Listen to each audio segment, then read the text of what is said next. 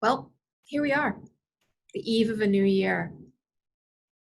In the thick of it, did we ever think that 2020 would come to a close?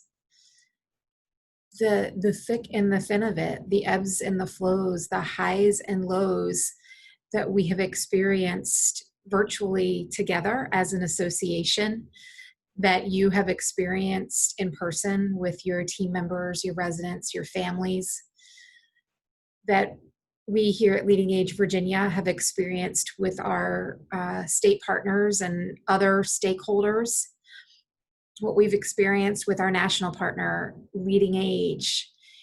It has been incredible. I wish if I could turn back the clock, which I know no one wants to do because we certainly don't want to relive 2020, but pardon the pun, hindsight being 2020, I wish we had asked for a nickel, maybe a quarter, every time we heard the word or uttered the word unprecedented this year. I think we would have such a nice amount to contribute to something collectively. But alas, here we are with the clock ticking down and the days going by and the vaccine rolling out. I'm hearing from many of you. I want to hear from more.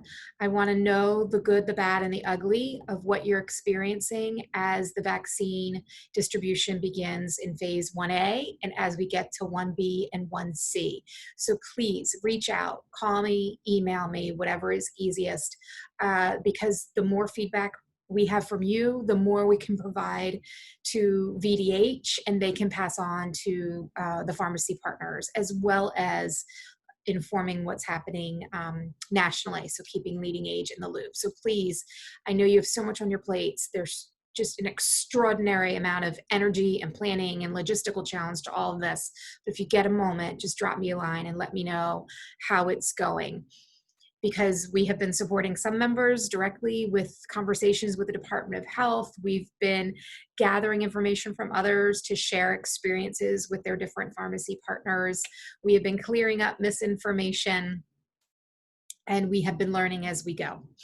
So is in the update this week, but I just wanted to reconfirm that what we've heard from the state is that assisted living will be phase 1B. So they want to vaccinate all of long-term care nursing home side first, and then they'll move on to assisted living.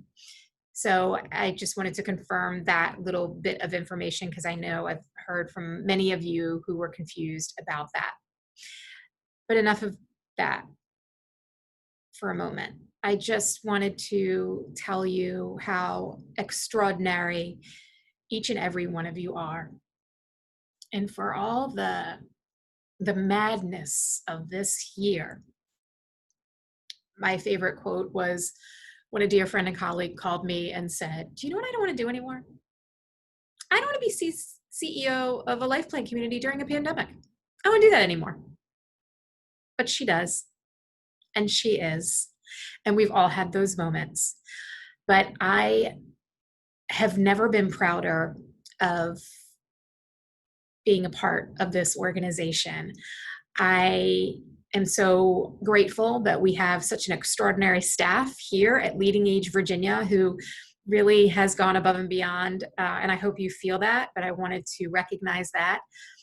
And I have never been prouder to be in the field of older adult services, advocating and representing you, our members, with the state and all the various stakeholders during this year.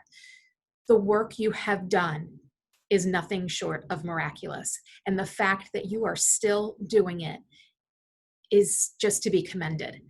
So as we continue through this vaccine rollout for the coming weeks, know that we will continue to have our ear to the ground, be in constant contact with the state and with you to make sure that we can support you in any way you need. But as that clock strikes midnight on December 31st and we turn the calendar to a new year, just know this, that the one thing that will not change is that Leading Age Virginia is here for anything you need.